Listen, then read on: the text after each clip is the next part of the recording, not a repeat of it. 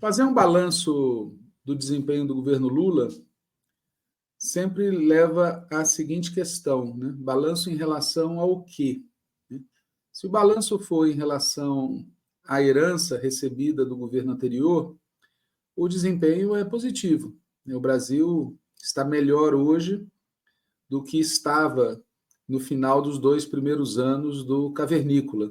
Vamos lembrar que o Cavernícola foi eleito em 2018 e o final do seu primeiro biênio foi em 2020, eleições municipais realizadas sob pandemia, com o país vivendo uma situação caótica, tanto do ponto de vista da saúde pública, quanto do ponto de vista econômico-social. Então, na comparação com o governo anterior, com o primeiro biênio do governo anterior, o governo Lula vai muito bem, obrigado. Por outro lado, em comparação com as necessidades de médio e longo prazo do país, a avaliação já é mais complexa, mais difícil. Por quê? Quer dizer, o grande problema que o país vive é que a atividade econômica ela foi muito transformada nas últimas décadas. O nosso país era um país industrializado e hoje se reconverteu num país primário exportador. E isso é a causa de fundo dos demais problemas. É a causa de fundo da degradação das condições de vida da classe trabalhadora, é a causa de fundo do crescimento da extrema-direita, é a causa de fundo do papel do agronegócio no financiamento dos golpes, e assim por diante.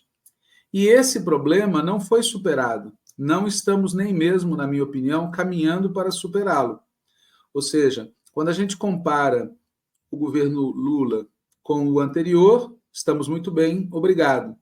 Quando a gente discute como está o governo Lula em relação à sua missão histórica, que é recriar as condições para o Brasil voltar a ser uma potência do ponto de vista industrial, com bem-estar social, com liberdades democráticas, com soberania nacional, com desenvolvimento, quando a gente se coloca essa questão, quando a gente faz esta comparação, aí a avaliação, na minha opinião, não é positiva.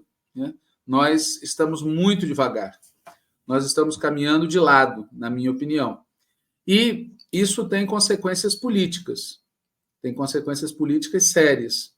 Por um lado, a gente comemora a prisão do Braga Neto e o avanço das investigações em relação ao golpe, a intentona golpista de 8 de janeiro, a tentativa fracassada de matar o Lula, de matar o Alckmin, de matar o Alexandre de Moraes. A gente comemora, evidentemente, que isso tudo tenha sido descoberto, esteja sendo investigado, que esse povo esteja sendo preso.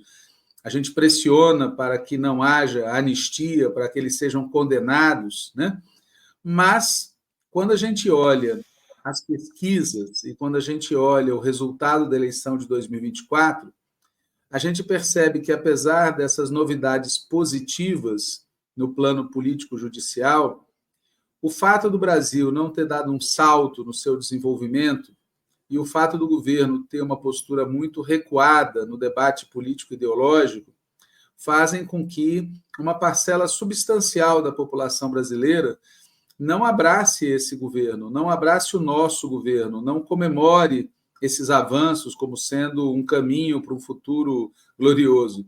Pelo contrário, é impressionante a resiliência das posições de extrema-direita e a força das posições neoliberais, o que sinaliza para um próximo biênio muito difícil. E o grande nó é se nós, nesse próximo biênio, vamos saber combinar, na medida necessária, a luta política com as transformações estruturais.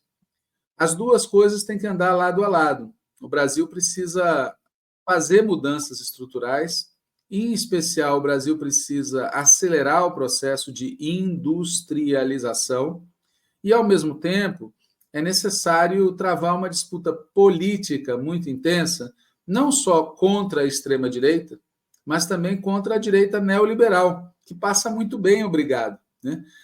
Veja que ao mesmo tempo que a extrema-direita passa por dificuldades, uma vez que os seus planos golpistas são desmascarados, a direita neoliberal tradicional, ela se sente livre, leve e solta para pressionar o governo, para exigir mudanças no sentido que eles entendem.